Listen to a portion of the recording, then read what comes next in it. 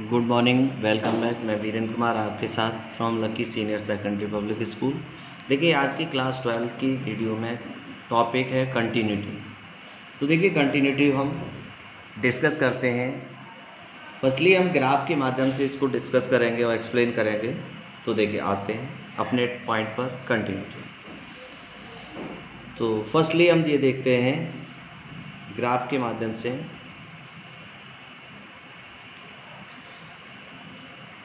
बिल्कुल आसान तरीके से उसको समझेंगे।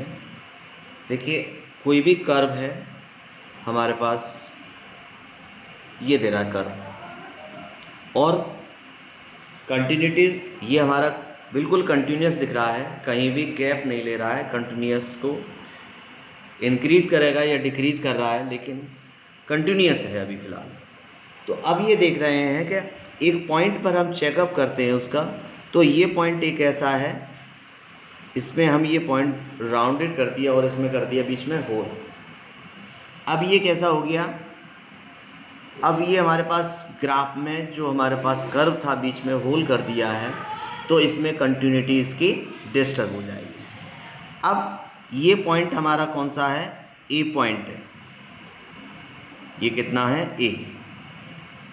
अब ए पॉइंट पर हम चीज़ देखेंगे कि हमारे पास इससे उस फंक्शन की ए पॉइंट पर, ए भी कोई रियल नंबर ही है जो कि फंक्शन का डोमेन है। अब डोमेन में हमें एक चीज़ क्लियर कर ली है कि उसके लेस देन वैल्यू, हम जो भी अपना टेस्ट अप करते हैं वो इसके लेस देन पर करते हैं, इसके और मोर देन पर करते हैं। तो लेस देन का मतलब है ये ग्राफ यहाँ से इधर भी इंक्रीज कर रहा है और इधर की तरफ। तो ये नीचे से आया है, तो इसके बाद एक ऐसा पॉइंट होगा जिस पर वो एकदम ठहराव ले गया होगा, तो पॉइंट ये वाला है। तो उसमें हमने होल कर दिया है, और बीच में जब होल कर देंगे तो हमारे पास उसमें कंटिन्यूटी में डिस्टर्ब होगा। तो अब हमारे पास ये वाला जो पॉइंट इधर हम चेक करेंगे, और लेस देन और मोर देन में जो चेक करते हैं, ध्यान रखना इस पॉइंट के बहुत ही क्लोज पॉइंट होता है, और जो बहुत ही क्लोज होगा तो उस पर वो वैल्यू ये RHL इधर, और ये लिमिट के जो एट द पॉइंट के हम left hand limit LHL, left hand limit और राइट हैंड लिमिट, हम इस पॉइंट का राइट हैंड लिमिट चेक करेंगे, लेफ्ट हैंड लिमिट चेक करते हैं। और ये हमारा कर्व है y = fx। That's okay. अब हमारा फंक्शन हम डायरेक्ट वैल्यू निकालते हैं। तो ये देखिए, ये FA, ये FA पर वैल्यू पर फंक्शन, ये वैल्यू है हमारी FA पर, और वही फंक्शन वहीं पर आ रहा है। तो कहने का मतलब हम ये देख रहे हैं कि LHL जो इस पॉइंट से लेफ्ट हैंड लिमिट पर हम चेक करेंगे, जो लेस देन A पर और मोर देन A पर, तो ये दोनों केस हमारे पास दोनों इक्वल होंगे। जब लेफ्ट हैंड लिमिट और राइट हैंड लिमिट दोनों इक्वल होती हैं तो लिमिट कंडीशन एग्जिस्ट हो जाती है। Limit tends to x tends to a, मतलब limit x tends to a पर फंक्शन जो है या लिमिट है जो एग्जिस्ट हो जाएगी। जब लिमिट एग्जिस्ट हो जाएगी कब होगी? जब LHL और RHL इक्वल है, और इस केस में हमारे दोनों इक्वल होंगे। जब हमारे इक्वल हैं और हमारे पास FA की वैल्यू भी वही फंक्शन है सेम, तो अब हम ये कह सकते हैं हमारे पास क्या क्या चीज़ सेम है? Limit x tends to less than a, less than a की वैल्यू, क्योंकि जो भी पॉइंट हम ले रहे हैं उसके बहुत ही क्लोज पॉइंट है, कहीं भी जा रहे हैं कि उसमें ग्राफ में हल्का सा टर्न ऊपर की तरफ है, इसमें भी टर्न, तो बिल्कुल नियरेस्ट लेंगे तो वो लेस देन पे वैल्यू और मोर देन पे वैल्यू, ये दोनों कैसी होंगी? Limit x tends to a more than, ये साइन करता है लेस देन a, और ये मोर देन, ये दोनों वैल्यू इक्वल होंगे। और यही वैल्यू हमारे पास कैसी है? FA की वैल्यू भी वही है, तो FA की वैल्यू भी वही है, the value of function at A equal to भी वही है। लेकिन हमारे पास इस होल की वजह से फंक्शन एग्जिस्ट नहीं है, but function f is not define. Function क्यों नहीं डिफाइन है? बिकॉज ऑफ दिस फंक्शन या this curve is not continuous because one point at a hole, मतलब एक पॉइंट पर कैसा है, यहाँ पर होल है। तो f is not defined because at the point x equal to a पर कैसा है, इज अ होल, एक होल है। अब होल है इस वजह से हमारा फंक्शन डिफाइन नहीं है और हमारी लिमिट डिफाइन है, क्योंकि LHL और RHL। तो हम ये कह सकते हैं limit x tends to a f(x) is define. ये हमारी लिमिट डिफाइन है और हमारे कंटिन्यूटी के लिए कंडीशन होनी चाहिए कि लेफ्ट हैंड और राइट हैंड ये दोनों कंडीशन में लिमिट इक्वल होंगी, तो लिमिट तो डिफाइन हो ही जाएगी। और value of function eight the point, जो भी हम पॉइंट ले रहे हैं उस पर वैल्यू वो वाली भी इक्वल होना चाहिए, तो हम कह सकते हैं, और फंक्शन डिफाइन होना चाहिए। इन केसों में हम कह सकते हैं कि फंक्शन कैसा हो सकता है, कंटिन्यूअस होगा, यानी उसकी कंटिन्यूटी बनी रहेगी। लेकिन इसकी कंटिन्यूटी डिस्टर्ब हो गई, इसकी कंटिन्यूटी डिस्टर्ब हो गई, तो at this case the continuity, sorry नीचे आपको नहीं दिखा, at this case the continuity of f is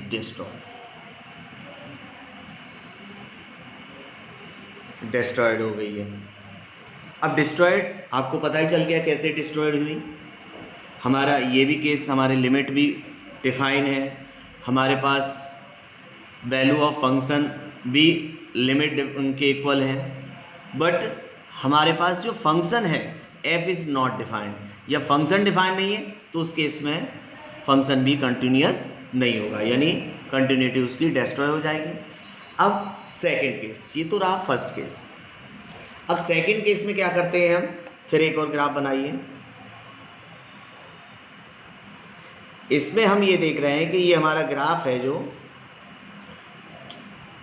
इस पॉइंट में इस बार हमने, ये होल है, फिर भी इसमें भी होल है, तो जो fa की वैल्यू है यहाँ पर,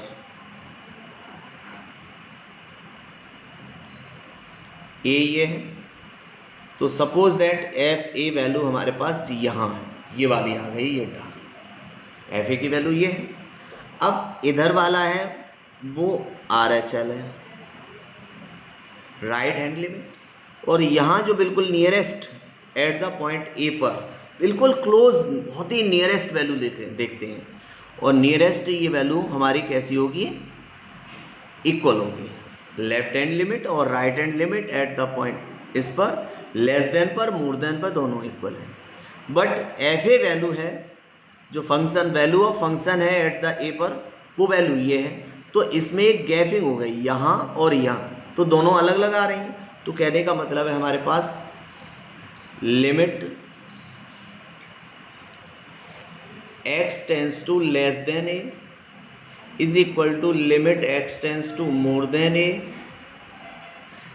ये दोनों इक्वल है, तो देन हम कह सकते हैं कि f(x) limit x tends to a पर कैसा होगा, एग्जिस्ट होगा, इज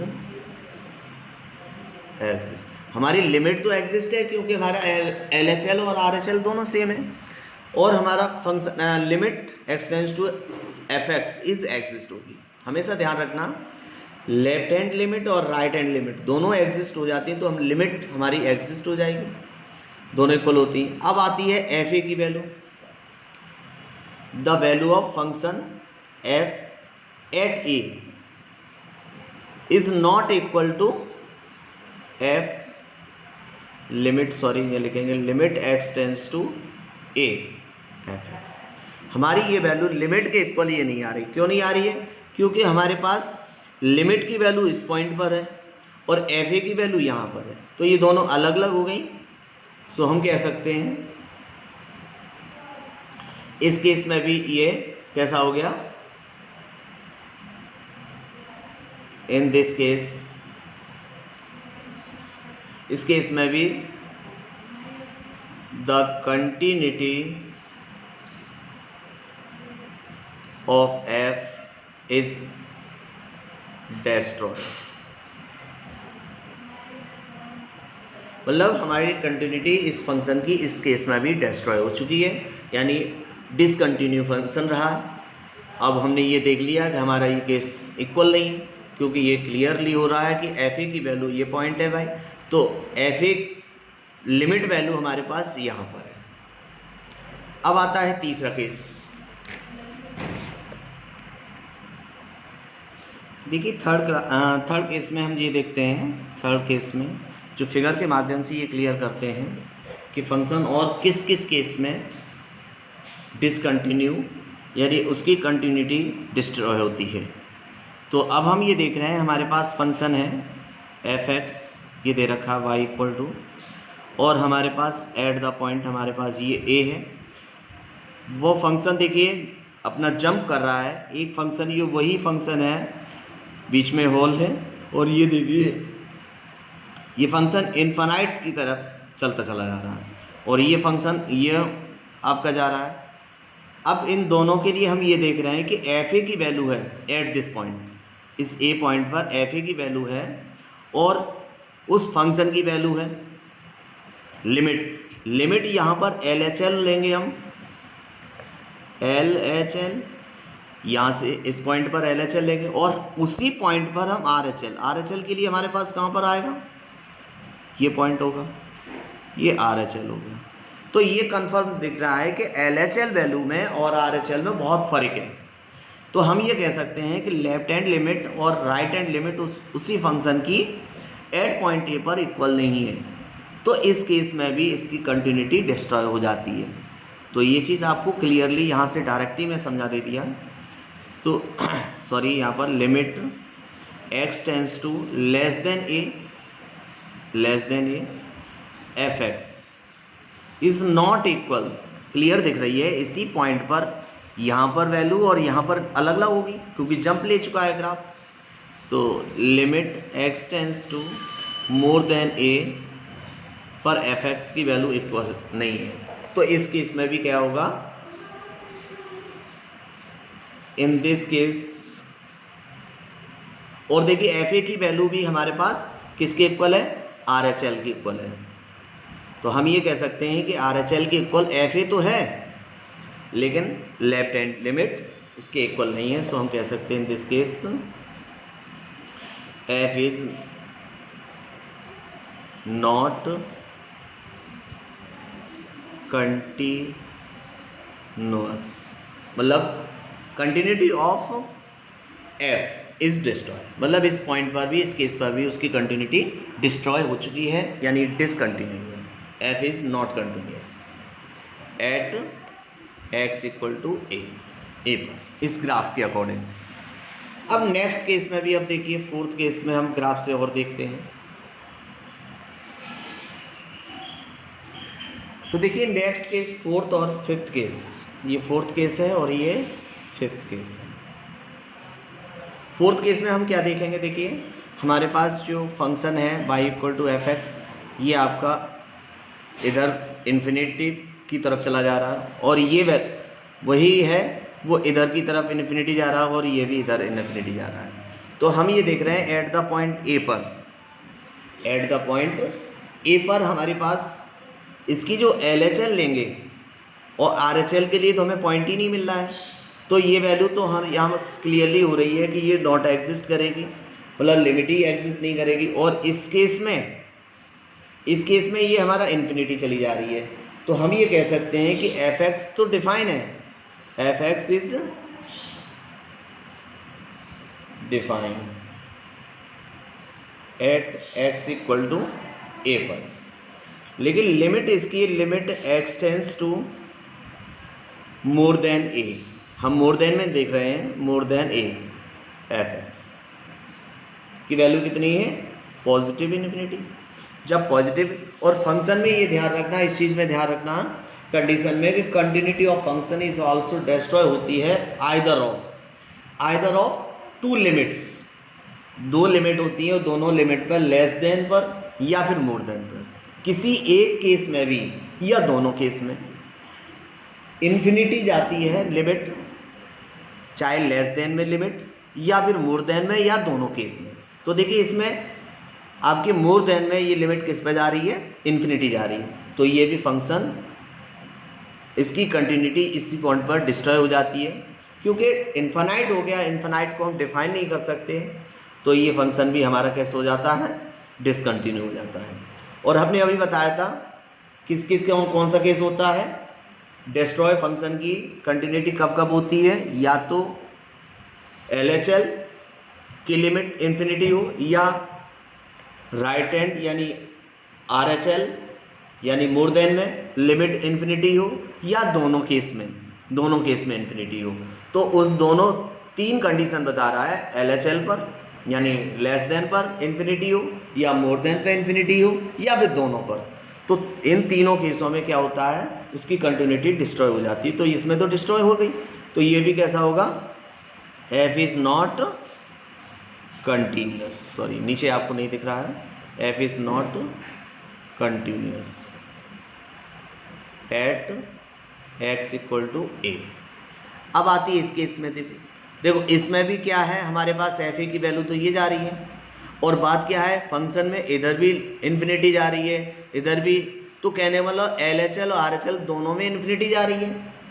तो हम ये देख सकते हैं limit x tends to less than a, हम इस at the point less than में ले रहे हैं, तब भी फंक्शन इन्फिनिटी की तरफ जा रहा है, तो f(x) की वैल्यू कितनी है, इन्फिनिटी, और लिमिट x टेंस टू ये लेस देन में है। ओके, अब मोर देन की बात आती है, तो मोर देन में भी देखो x tends to more than, ये मोर देन इंडिकेट करता है f(x), तो इसकी भी कैसी जाएगी, पॉजिटिव इन्फिनिटी जा रही है। तो इन दोनों केस में, यहाँ एक केस में इन्फिनिटी हो रहा था तब भी डिसकंटिन्यू है, और दोनों होती है केस में तब भी, देन तब इस केस में भी कैसा होगा, f is not continuous at x equal to. तो आपने ये ग्राफ से क्लियर किया कि डिसकंटिन्यू कब कब होता है और कंटिन्यूटी कब डिस्ट्रॉय होती है। अब कंटिन्यू होगा कौन से पॉइंट पर, देखिए कैसे करेंगे इसके लिए ग्राफ,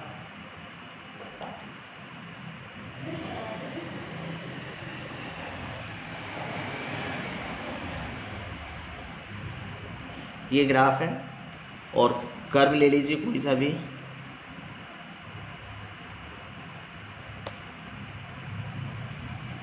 ये हमने ले लिया, तो हमने हमारा पॉइंट ये वाला है A, ये पॉइंट हमारे पास A। अब ये इधर वाली तो हो गई RHL, और एट द पॉइंट ये वाली हो गई LHL। देखना इस पॉइंट के बिल्कुल नियरेस्ट वैल्यू RHL ली जाती है, मोर देन का मतलब है बिल्कुल नियरेस्ट होती है उस पॉइंट के, तो नियरेस्ट वैल्यू भी उसी ग्राफ में उतना ही टर्न लिया होगा, तो RHL और LHL दोनों ही इस पॉइंट पर इक्वल होगी, क्योंकि बहुत ही नियरेस्ट एंड क्लोज वैल्यू होती है। अब उसमें आती है कि FA की वैल्यू, जो फंक्शन है हमारे पास FA की वैल्यू एट द पॉइंट वही है, और लेफ्ट हैंड और RHL भी वही है, और ये फंक्शन भी हमारा कैसा है, डार्क है, बीच में होल नहीं है। तो कहने का मतलब है इस केस में हमारे पास क्या क्या है, हम यहीं पर एक्सप्लेन कर देते हैं। देखिए इसी में limit x tends to less than equal to limit x tends to more than, दोनों में इक्वल है, एंड इक्वल टू यहीं पर शो कर देते हैं at the value of function f at a equal to, मतलब तीनों ही इक्वल है, एंड f इज डिफाइन, और फंक्शन भी हमारा डिफाइन है क्योंकि इसमें कोई होल नहीं है। तो कहने का मतलब अब इस केस में ये ध्यान रखेंगे फंक्शन कब कंटिन्यूस होता है, इस केस में in this case f is continuous at x equal to a। इस केस में कंटिन्यूस है क्योंकि हम ये क्लियरली देख रहे हैं left hand limit right hand limit भी सेम है। एट द पॉइंट a पर फंक्शन की वैल्यू भी वही है, तो ये तीनों वैल्यू इक्वल है और फंक्शन भी डिफाइन है, तो इस केस में f कंटिन्यूस होगा। देखिए आप ग्राफ के माध्यम से ये चीज़ क्लियर सीख चुके हैं। ये मेन पॉइंट था हमारा, ये कंडीशन है, तो ये ध्यान रखेंगे। ये फॉर्मूला ऐसे हम इसका यूज़ भी करेंगे क्योंकि लेफ्ट हैंड पर और राइट हैंड पर लेस देन ए पर और मोर देन ए पर और value of f at a function की एट द पॉइंट पर, ये तीनों केस इक्वल हो जाते हैं और एफ भी डिफाइन हो जाता है, तो इस केस में फंक्शन कंटिन्यूस होता है। मुझे उम्मीद है आपको बहुत ही अच्छा समझ में आया होगा। तो यदि अच्छा लगा हो तो वीडियो को लाइक करें। आज की वीडियो में बस इतना ही। Good bye students.